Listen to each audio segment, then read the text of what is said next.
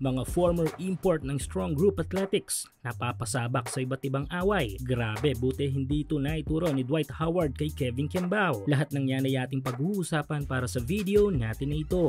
Maliban sa ating national team na Gilas Pilipinas ay isa ang Philippine Ball Club ni Strong Group Athletics sa mga kupunan na nagwawagayway ng watawat ng ating bansa sa international basketball scene. Yes, ang SGA lang naman ang sumalo sa dapat ay obligasyon ng ating national team sa Jones Cup event sa Dubai Basketball Tournament. Sa Dubai siguro pa pwedeng hindi na kailanganin ng Gilas dahil mga ball clubs talaga ang lumalaro madalas imbes na mga national teams dito. Kung iisipin ay dalawa ang sinalo ng SGA dito, ang Gilas Pilipinas at PBA teams na dapat silang nagre-representa. Iba din kasi ang laki ng gasto sa pagbuo ng kupunan sa mga ganitong klaseng liga, mula sa paghahanap ng mga bigating imports, mostly mga former NBA players, hanggang syempre sa suma total ng budget na mauubos. Isa din ito sa dahilan kung bakit ipinasa na lang ng Gilas at ng mga PBA teams ang obligasyon dito sa Strong Group Athletics. At para sa bayan, kahit nga magastos ay niyakap ng owner ng SGA ang obligation, may representa lang ang bansa. At ang good thing dito sa owner ng SGA ay hindi ito bumubuo ng team na saktong pang-compete lamang, kundi isang kupunan na talagang papalagat ang aim ay makuha ang kampyonato. Kaya naman kung di tatlo ay umaabot minsan ng 4 ang mga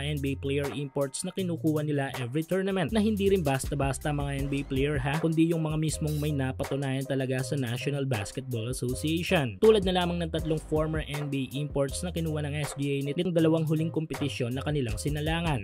Ito nga ay sina 8-time NBA All-Star na si Dwight Howard, 4-time NBA All-Star na si DeMarcus Cousins, at ang OKC player na si Andre Robertson, at ang Gilas naturalized player na si Andre Blatch. Dahil dito ay isa ang SGA o ang Philippine Representative Team sa mga kupunan na pinangingalagan sa tournament na ito. Idagdag pa natin dyan ay ang ating mga locals tulad ni na Kevin Kembao at Renz Sabando. Kaso this upcoming Dubai tournament at Jones Cup ay tila alanganin ang 2 former NBA stars na makakasali sa ating kupunan dahil ang 2 mga nabanggit na imports ay napalaban sa 2 magkahiwalay na gulo sa larangan ng basketball. Ongoing pa rin ang up to 6,000 pesos bonus na ipinamimigay ni 1x sa inyong first cash-in. Hulaan kung sino ang mananalo sa laro sa PBA, NBA, FIBA o sa kahit anong liga ng basketball sa Asia. At kung tama kay magkakapera ka, kaya i-click lang ang link sa ating comment section at ilagay ang promo code na makikita nyo sa ibaba ng screen.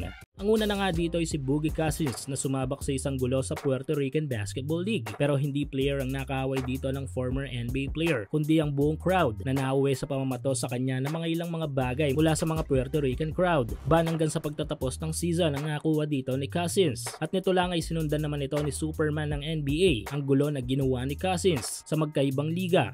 Ito nga yung Big 3 kung saan ay debut game pa ni Dwight Howard. Ang nakasuntukan na may halong wrestling na nakalaban ni Howard ay walang iba kundi ang former NBA player na si Lance Stephenson. Kilala nga si Lance Stephenson sa pagiging malapit nito sa gulo sa NBA, kung kaya't hindi na ito nakapagtataka. Kaso mukhang hindi pinalampas ni Howard ang mortal na kaasaran ni LeBron James. Kaya ito ang mga sumunod na eksena.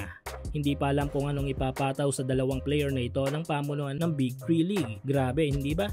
Buti na lang ay hindi na i-adapt ni Kikyo at ni Abando ang mga attitude na ganito ni Howard at Cousins sa game, kung saan ay bilang mga pro former NBA player ay dapat sa kanilang magsisimula ang pagkontrol ng attitude, lalo na sa loob ng laro.